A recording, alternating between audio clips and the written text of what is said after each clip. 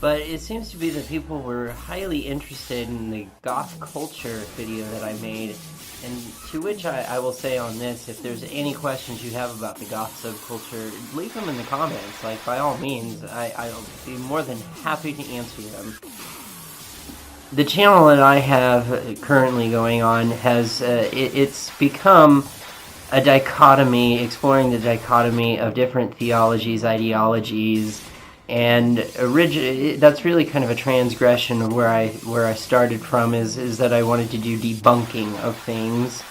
And even from that, I wanted to take an artistic standpoint. I wanted to do poetry readings, music, that kind of thing.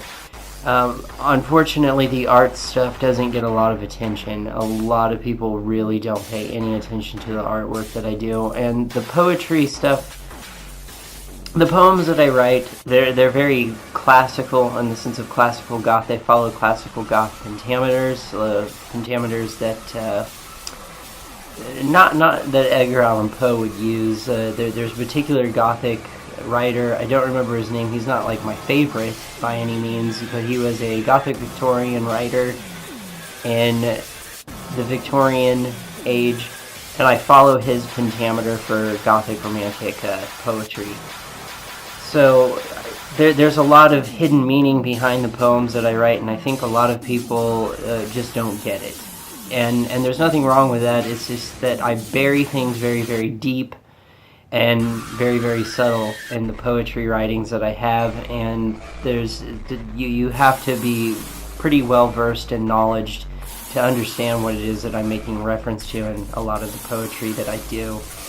But the channel has now become predominantly about the dichotomy of ideologies and theology, stuff like that, and kind of breaking down where things get mistranslated in social movements and politics, things like that. So breaking those things down and saying, okay, this doesn't make sense, that doesn't make sense, that kind of thing. I have a very big particular liking for philosophy and critical thinking, logic and critical thinking. So that's probably where that comes from and where that stems from, and also me being pissed off at PC culture and getting in trouble because of PC culture, and seeing other people's lives that were ruined because of PC culture, and then seeing SJWs and how they're advocates for PC culture, which really is just a huge infringement upon our freedom of speech. And as a liberal, I tend to really enjoy the freedom of speech. I enjoy liberties, I enjoy freedoms. I do not advocate being mean to people, but I mean,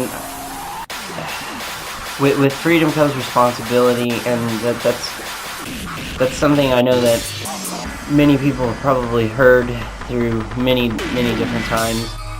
But really, that's what it boils down to. Is like, I'm not going to tell white supremacists to stop being white supremacists. I would like to lead through example and show them that there is a different way of life, and hopefully they will come to that conclusion on their own. But I do support the freedom of speech, and if they want to profess they don't like particular things, then I think that they have the freedom to do that, even if I disagree with it. And I do strongly disagree with it. I can't make that abundantly clear enough. I want anybody viewing any of my content to understand I do not advocate violence, I do not advocate racism, I do not advocate bigotry, I don't advocate any of those things. I must strongly point that out. What I'm merely doing is I'm looking at things that happen in politics and social structures to where certain definitions or certain lines of thinking have gone horribly awry.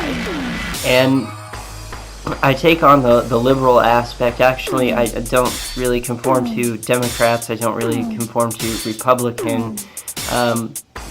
If I take a test to find out which kind of political party I belong in, it'll say that I'm independent, that's a liberal independent.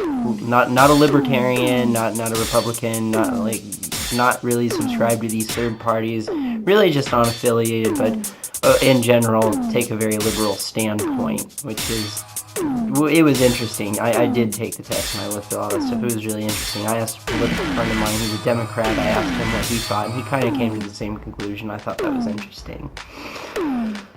But so yeah, that's basically become what my YouTube channel is about. I still like to do the debunking. I still like to go along the science quest and looking at different ideologies and not necessarily what's in mainstream culture. Like I did the illusion of scarcity, which was a request, but I thought it would be a fun thing to do. It has not gotten a lot of views.